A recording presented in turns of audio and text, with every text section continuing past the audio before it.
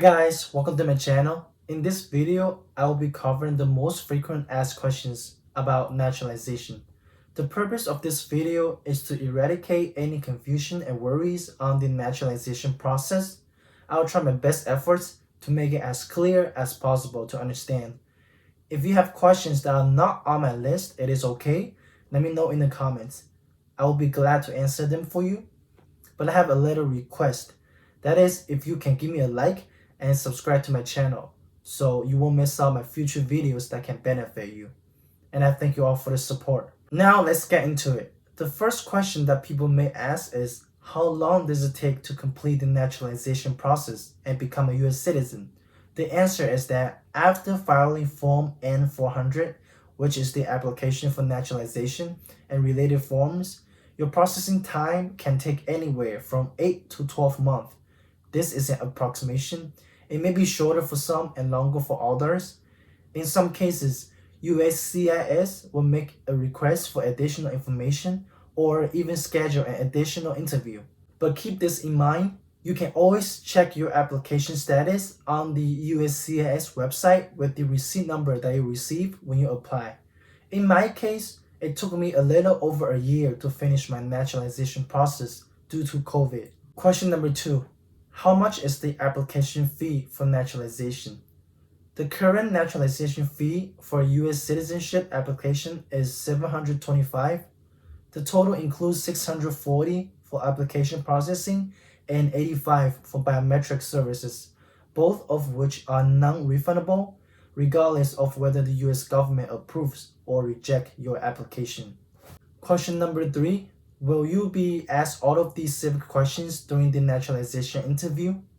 For the 2008 version of the civics test, there are 100 civics questions on the naturalization test, but you will not be asked to answer all of them during your interview.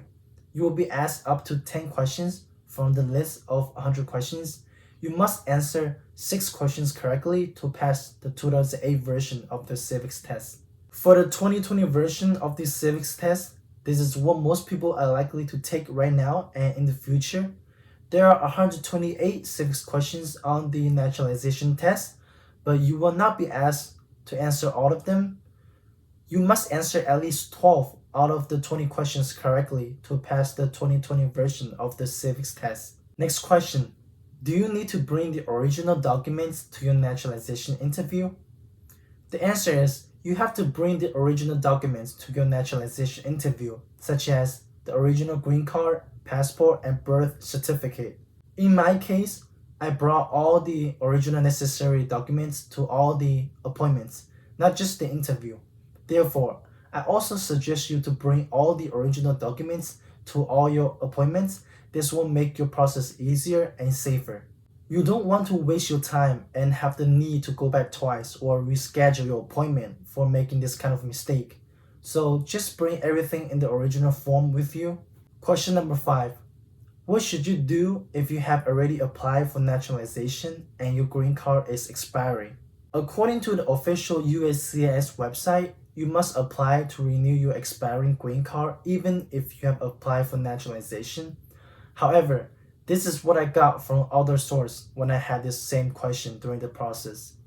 It states that if you apply for citizenship more than 6 months before your green card expires, you probably will not have to renew your green card. If you apply for citizenship when your green card is going to expire in less than 6 months, then you may need to apply to renew your green card while you're waiting to be approved for citizenship.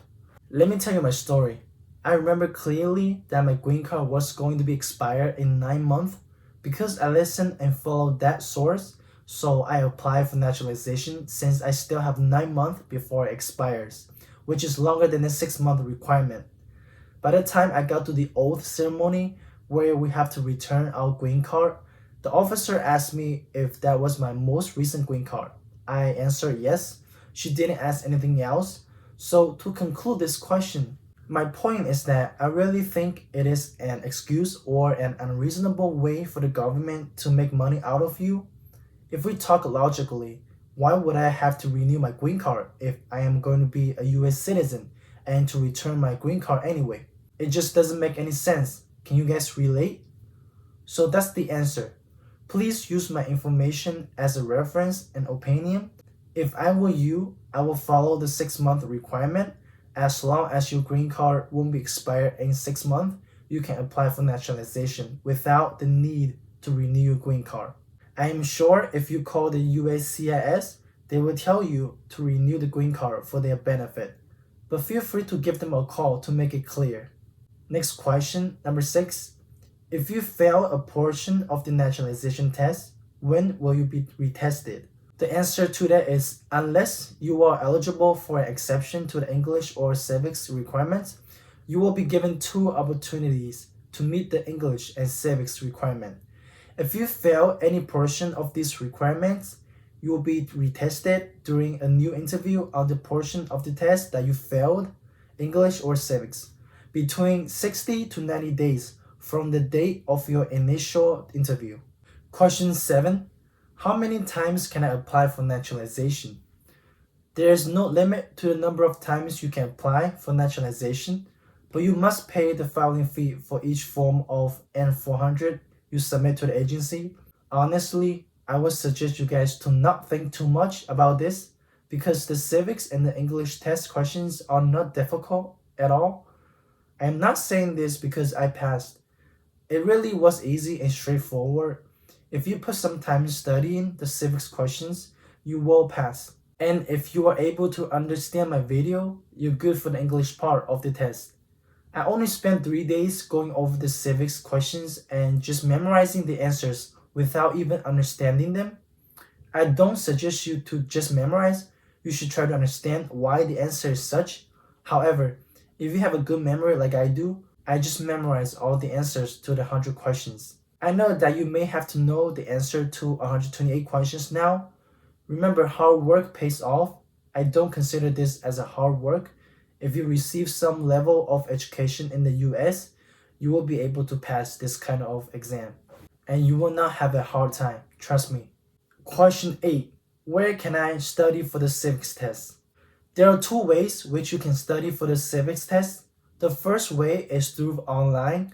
You can use the USCIS website to prepare and test yourself out for the civics test.